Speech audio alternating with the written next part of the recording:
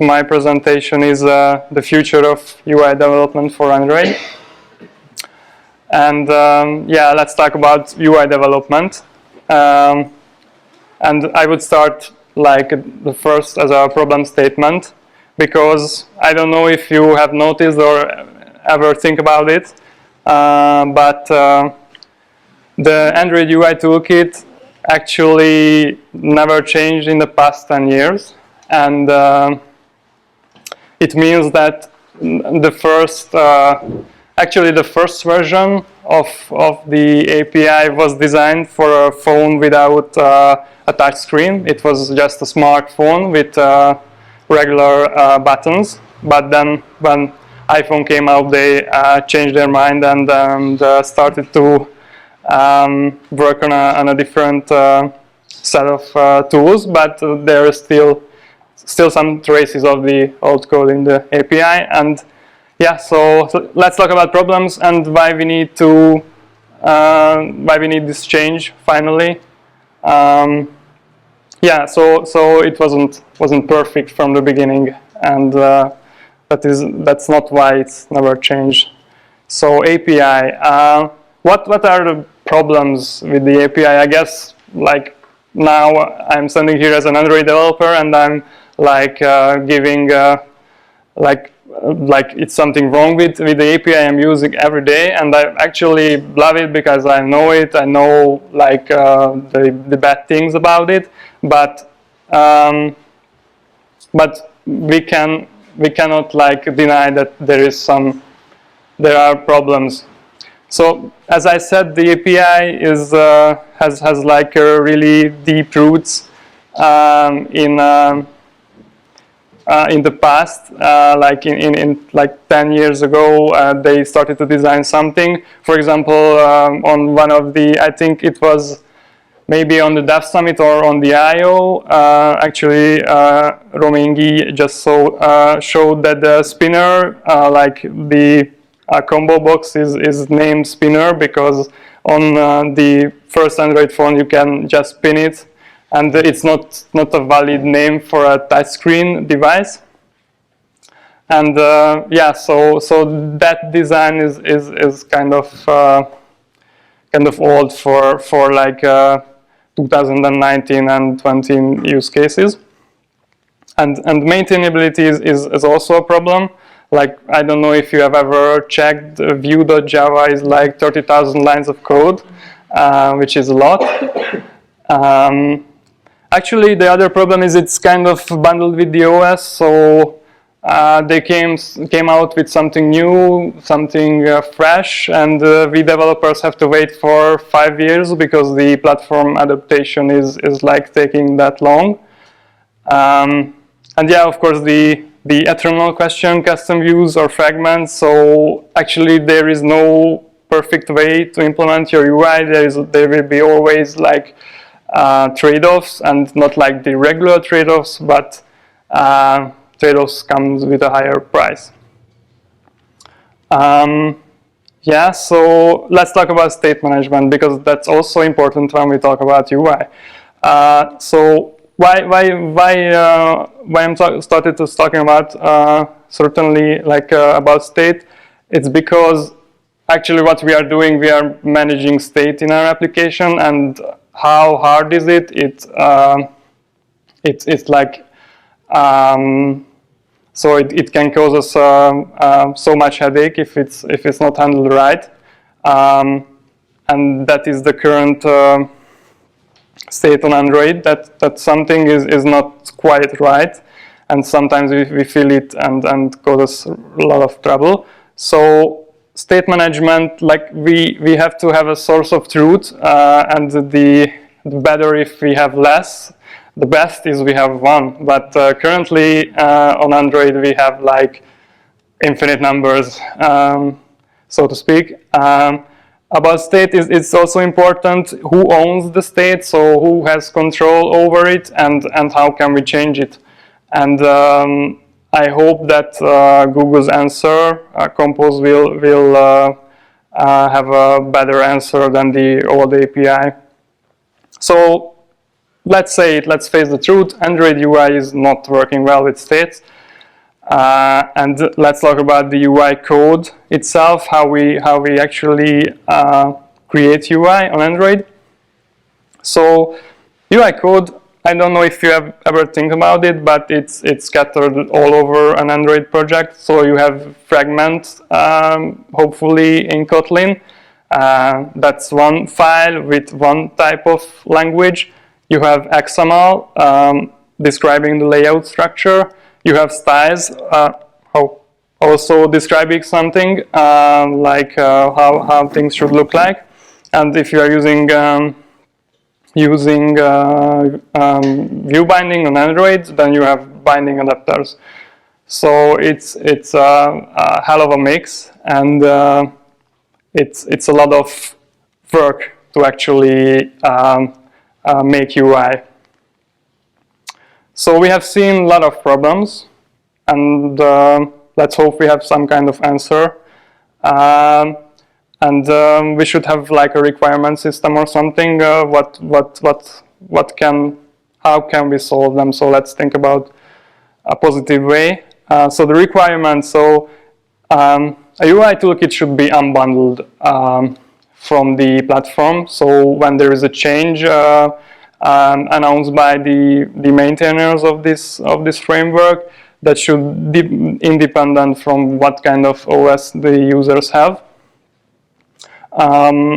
It should use fewer technologies. So the best would be if we don't have to like always change context from XML to back to Kotlin. It would be better if we just use Kotlin, of course, because it's a Kotlin meetup. So, and we don't want to write our fragments in XML. So yeah, and better state management. That's also something I would really welcome. Yeah, so once one of my friends, let's say friend, not me, of course, developed a bug. It was like a checkbox, and used the Firebase API. And when you check the checkbox, it's sent to Firebase, and when something changed in Firebase, the checkbox state also changed. And it was like such a good implementation, but actually, if you check the checkbox once, it started like behaving as a perpetuum mobile. So because the listener was fired into Firebase, and then Firebase sent a signal back, then it's like started to check in and check out and for an infinite time. And that's not something you want to have in an app. Yeah, and of course, it's a good sentence that the best code is like no code. If you don't write code, there are no bugs in it. So we would like to produce UI with less code. And yeah, here's Jetpack Compose. Hope it can fit all our requirements. And let's see what it is. So Jetpack Compose actually have a declarative UI, and like it's a UI framework, of course, so we can program it in a declarative way.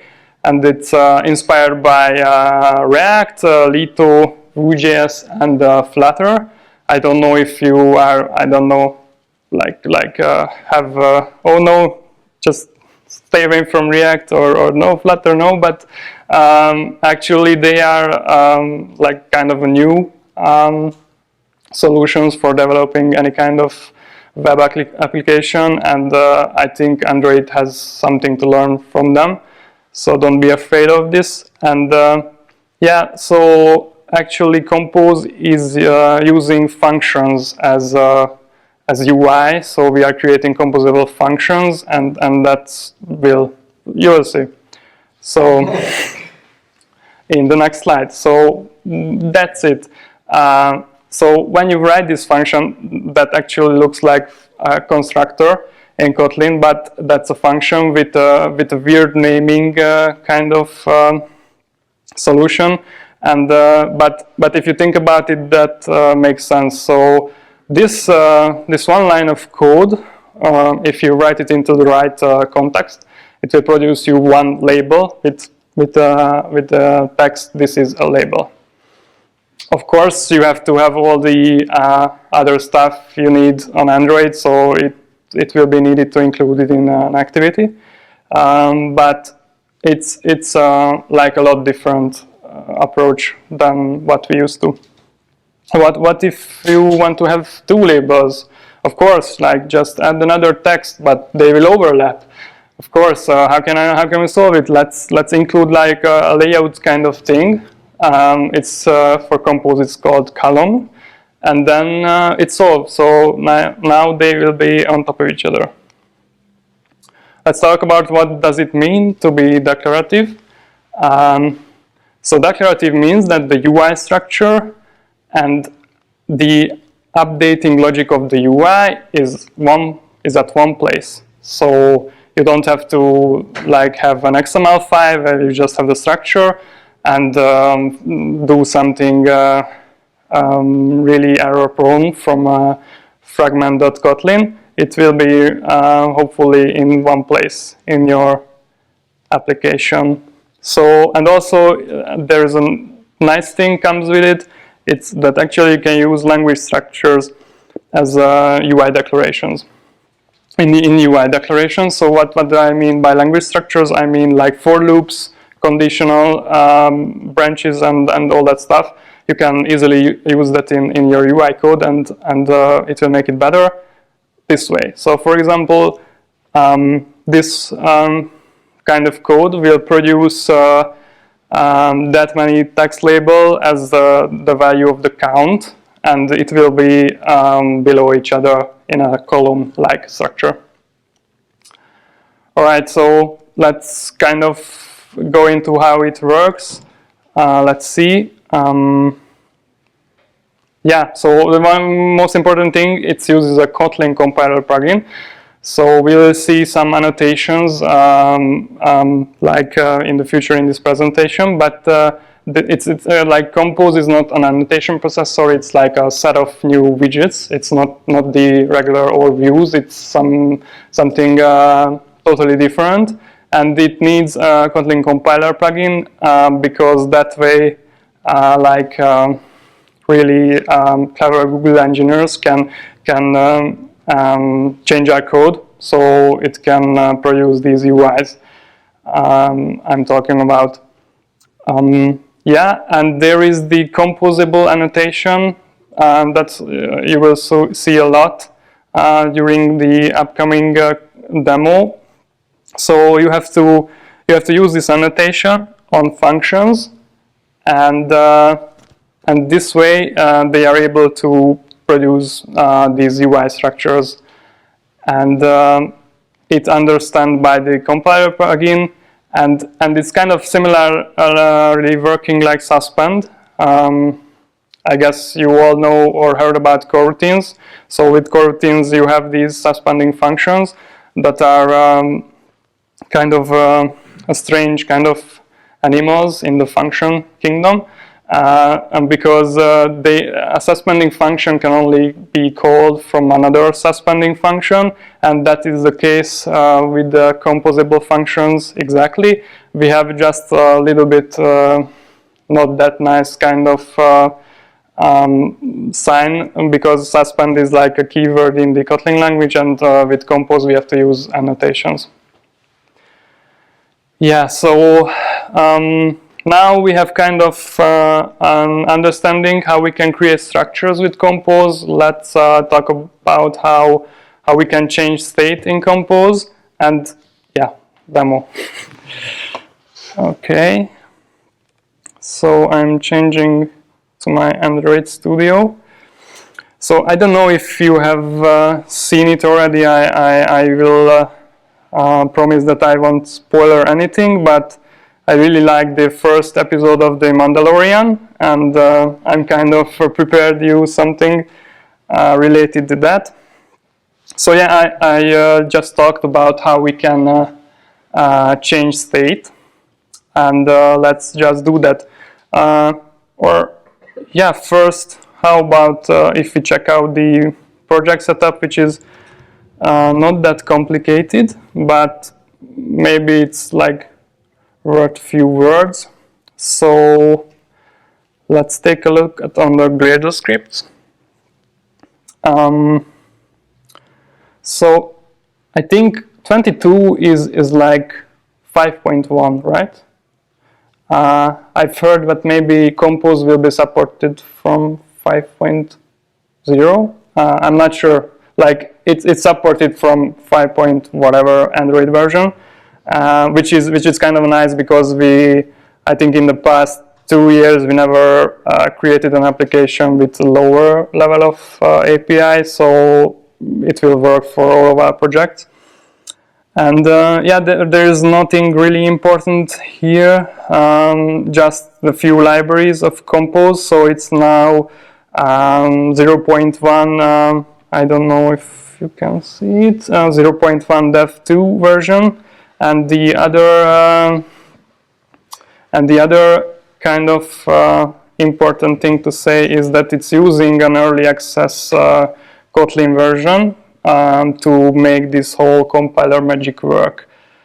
And of course, we have a main activity, and I'm sure you already noticed that there is a preview window on the side, and that comes alive if you use something like this. So if you are using a preview annotation in your code. Okay, so we talked about changing state. First, I have to use like this material theme. It will be needed because some of the elements in the UI can have these implicit kind of settings. So, for example, if I don't use material theme, I have trouble including a button, unless I guess if I can add like settings that are missing. So let's just accept it. I'm using material theme. Everyone loves material, so that's not a problem. Okay, so first, like how about if I'm thinking like ahead a bit? So let's have a column because we'll need some kind of layout, and let's have a text. So let's just say it label. I want to have a button also. And first, just let's try it. Okay, so text. Let's use like add here, and then you can see that it says preview out of date, and I have to like do a quick compiling, and hopefully it will show something. Yeah. In the meantime. I'm sure you already noticed, but so I showed it on the slides. You have a main activity, and I'm using this composable function that I created in this send content like kind of lambda expression, and I'm also using that for the preview. Okay, so I have a text and a button that does nothing. Let's talk about state. So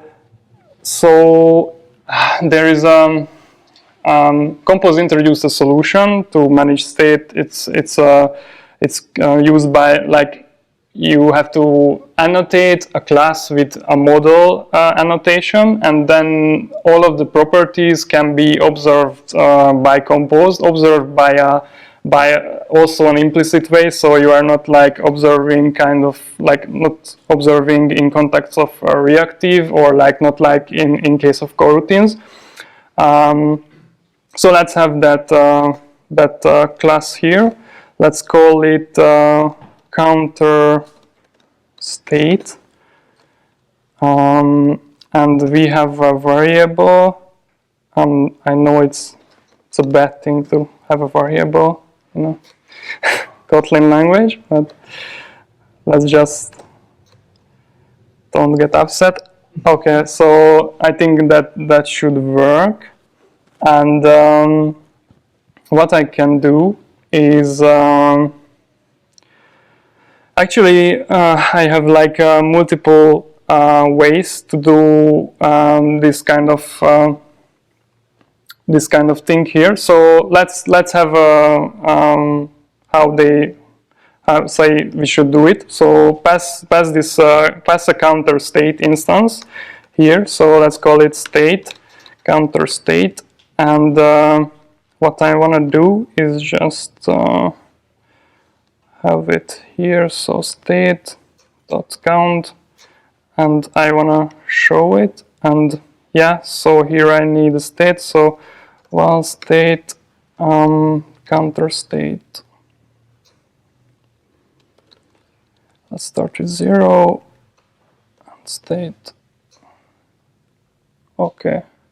I don't know why it's red, but I hope that will be not a trouble.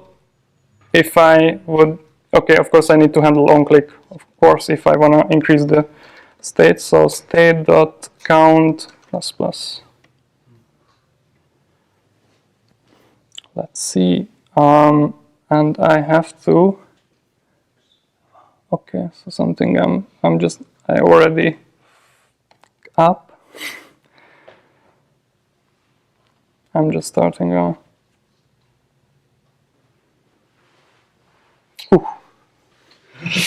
Okay, let's see. And it works. Great. Okay, so I can do that, but how actually is it work? So there is like no code like okay text set count or something. We are just kind of binded by this counter state instance, which is really interesting. Maybe I know what's wrong with the preview because I'm using this parameter. Okay, never mind. What I can do is like I can try to fix it quickly. So let's have this. By the way, can you see it? I forgot to change to the presentation mode. Is it okay? Great. So what I used is like in activity layout. Yeah, state a counter state.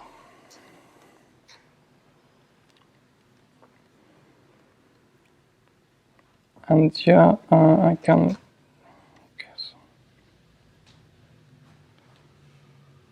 Okay, it shows nothing. Nice, very nice.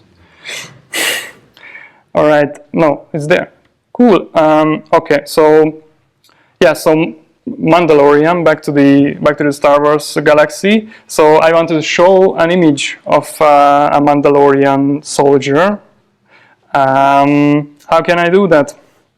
So yeah, so let's first create an image here. I can do that this way. Actually, I want to first like kind of show this. So there is this new thing called image resource, and there is an already prepared drawable. And what I can do is like have an image, and there is this new operator, and that, okay, simple image. I don't know if it will work, but let's hope for the best.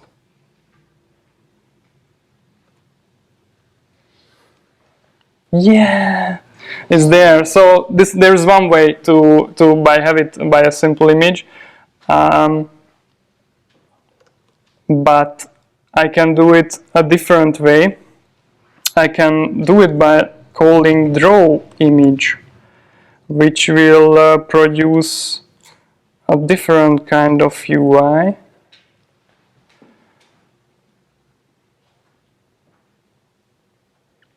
Okay, so it's really tiny, but it's actually rendered on top of the text and the button, which I guess we like never expected from the first.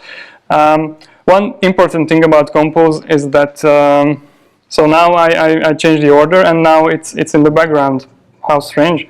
So one important thing about Compose is that actually you have kind of you are on a lower level of UI API, so you don't have all these nice things, or you can achieve it differently, like maybe a little bit more code.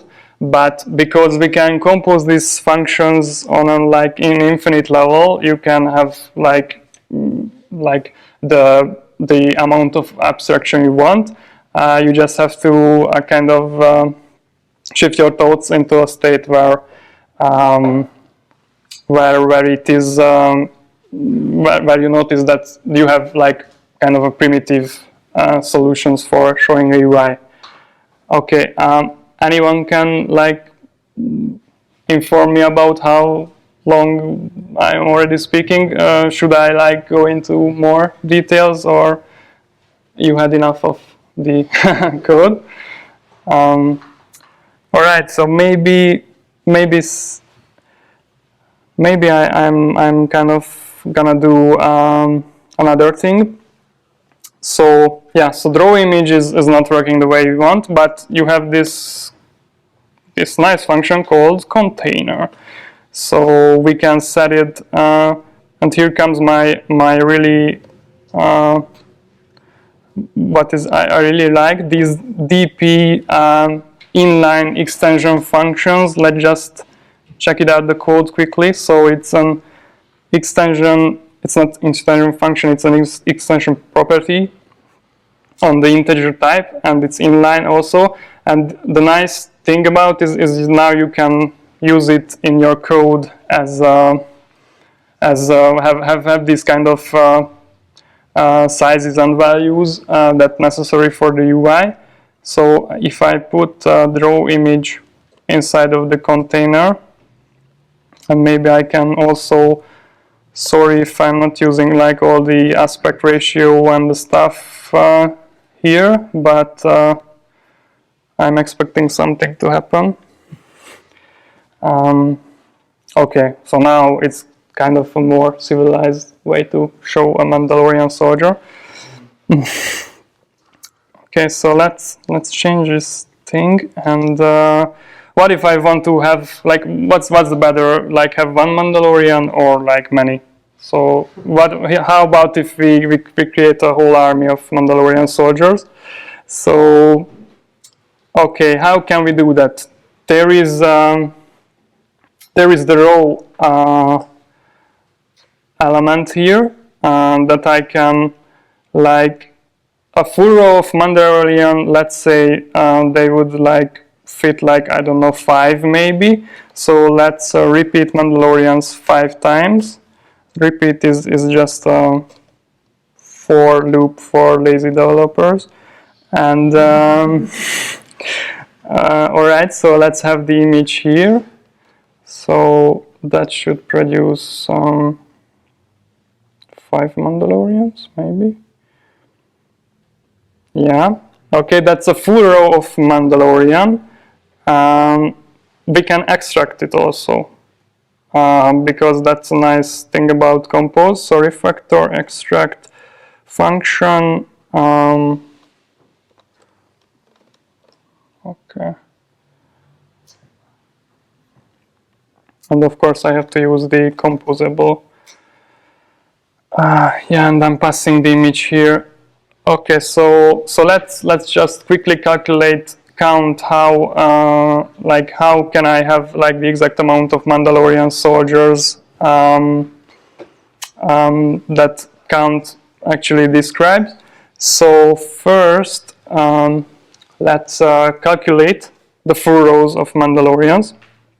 So what I'm gonna do is like have a variable like full rows equals count, like state.count, of course, 5. Yeah, and let's do the magic here. Repeat. Yeah, 4 rows, of course. So I don't know if you are aware, but what I'm doing is like using these language structures and these. So this is not how UI look like in the past 10 years for us. I think we can all say. And for this, I think I need to run it on the emulator. Yeah, so I have 0 Mandalorians, and when I reach 5, I have here. So this is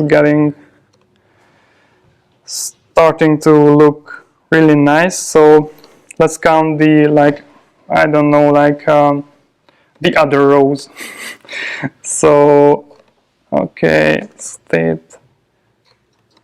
Yeah, I really wanna finish it, and like, sorry. Okay, yeah. So like, let's divide, and let's repeat, and we should have like, oh, okay, so rows. Yeah, and I think I need to do this. Okay. And yeah, so why not just use this here? This guy here.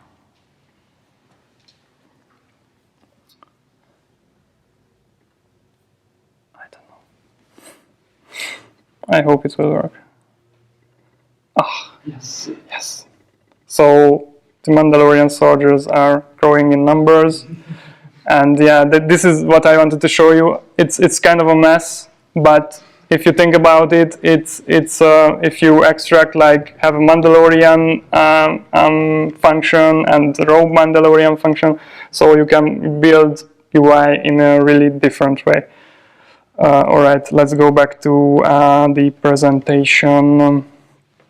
I don't have a lot of things to say, but one thing about compatibility, so it's kind of uses the, like, still the philosophy of Kotlin. So what happened with Kotlin, if you have a Java project, you can just throw in Kotlin code and have the two type of languages in the same place, and that will be the case hopefully with Compose.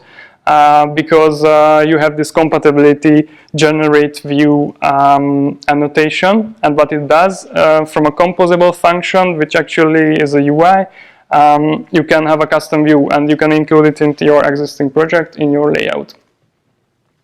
Yeah, and I forget to click through those. So, and it's a really important thing to say. It's really like, I don't know how many development time the guys will need at Google. It's working pretty well, but it's not final. So everything is subject to change about Compose. And yeah, so please keep this in your mind. And I guess you cannot, like, wait to try it out, and you have to have, like, this Android Studio for Canary 2 to do that. But I guess it's worth it, because that's the future. I have a few sources. Mostly they are videos and generic Google documentation. Nothing new. And if you have questions, please shoot them now. Yeah? So why is this annotation necessary? Yeah, I just wanted to mention that. So if we go back to the code. So Compose kind of works in a way that it dissects your code, and the annotation is necessary for the Kotlin compiler plugin to understand the UI code you write. And the way it works is analyzing your whole UI structure. And for example, we are using this state here, and if, for example, if we had here another column or another, like, kind of UI where we don't use state, then and maybe we use only, like, static code there, like, that couldn't affected by state changes, the compiler plugin will understand it and optimize the way of working in a way that it will be the fastest, and also it can update this context here, like where we use the state.count. So it kind of in a way it's really similar to coroutine. So coroutine we write like this sequence style of code, but what happens, the compiler just grabs part, like, from from below a suspending function and put it in another like memory part, and it can run it later, and that is kind of happening here also. So it's really like this black magic thing is happening. But one of the talks is about that actually how they created this kind of solution. More questions? Yeah. So, if you just go back to that very like easy example, we're having a column and a text and a button, and when we like press the button and change the counter, in this case, would it redraw both text and the button, or just the text? Very good question. I would say right now it would only redraw the text, because that's the only place where the actually thing which is capable to change, so the state variable is used. So for example, if I use a text with a string literal, it will not need it to redraw, but it's kind of affected by which context is this whole UI structures in, and maybe if they are in the same, that could actually mean that they need to be both redrawn, but I'm not sure about it. I guess engineers at Google are not sure, because that can change in the future. Yeah. Because if you go to this add and change it to state.count to for instance, draw the counter on the button, how would it differentiate that in this case I need to redraw it, and on the other case Yeah, so it's so what Google, what kind of approach they take when they started to engineering this library is that they optimized all of the code for changes. So changing like a text on a UI label is, I think, really fast. What is not fast for Compose is when you want to change the whole UI structure. So for example, if I have a huge if condition here, and they produce really different UI, like that maybe could slow down and cause like more work for the whole runtime to produce. But changing like simple things like text is really not a pain for Compose. Other question? Yes. Why is this last sign necessary before this? Yeah, really good question. So what's happening here is this function is like creating an effect of an image, and what this plus sign is doing is like, I guess it like unbundles it, or so resolve is, so it just resolves so it will produce the image. I need to have to draw the Mandalorian soldier, and if I check the image, it says it's synchronously loaded image, which is not the nicest thing, and it says it will probably go away and have an asynchronous kind of solution in the future. So it's unbundling with this pass operator. When you change the whatever field of the state, does the whole UI get redrawn? Or no. I'm not sure that in this case what parts of the UI gets redrawn, but what actually Compose does, it checks this state object you use, in which part of the state object you use, and separates your code by that. So, for example, if I have another context here which uses another state, for example, inside here, then it will analyze it, and if it's not necessary, it will not redraw it.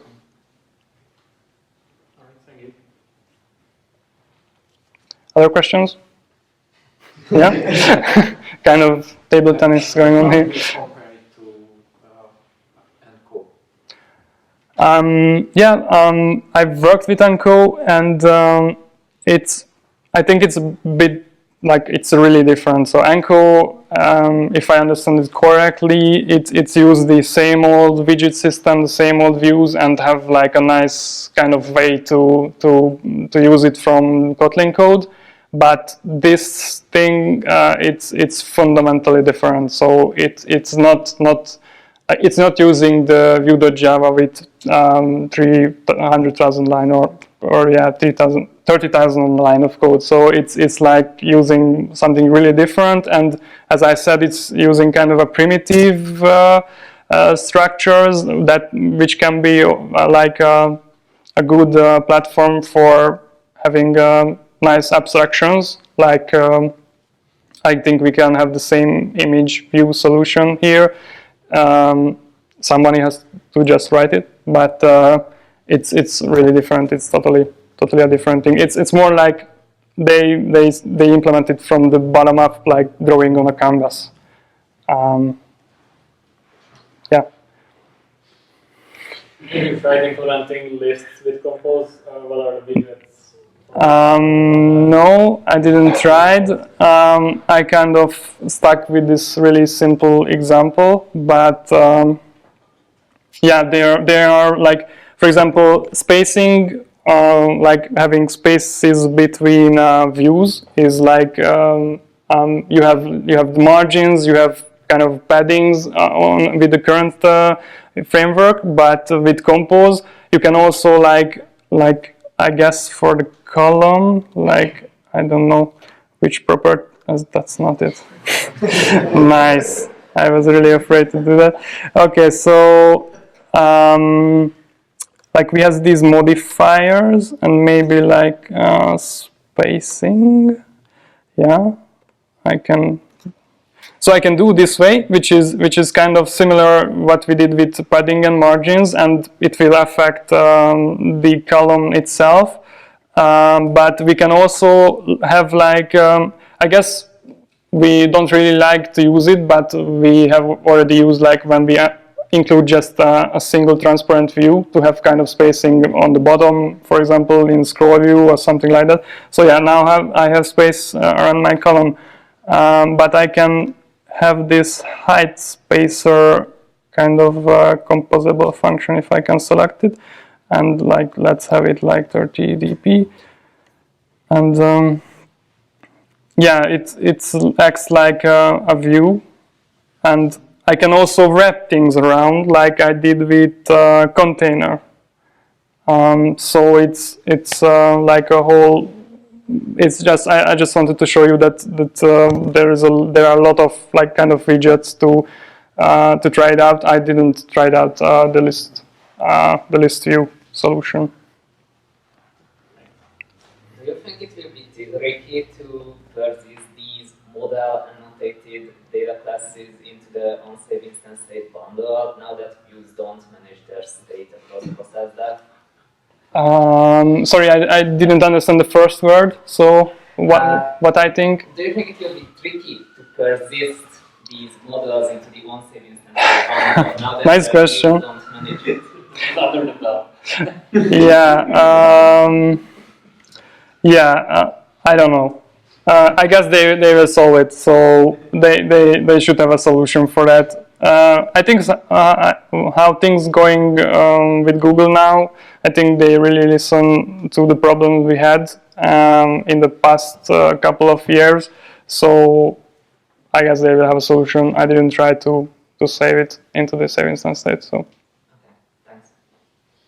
Does the tooling support surrounding composable with another composable? Like you just highlight one of the text labels and right click and surround with column or something. Does the tooling do that? No, I didn't try it yet. I don't know.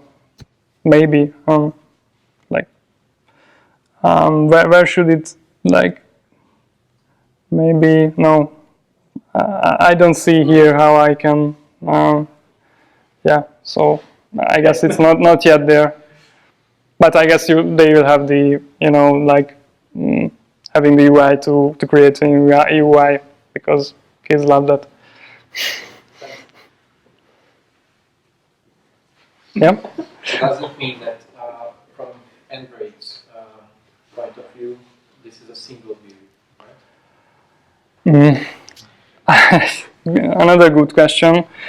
I don't know that. Maybe in set content, what I did is just set the content view for the whole activity as one view. It's possible, but I didn't dig that deep. Sorry about that. It seems everybody is really interested in the Compose stuff, but we still have another presentation. So I think let's wrap things up. Thank you.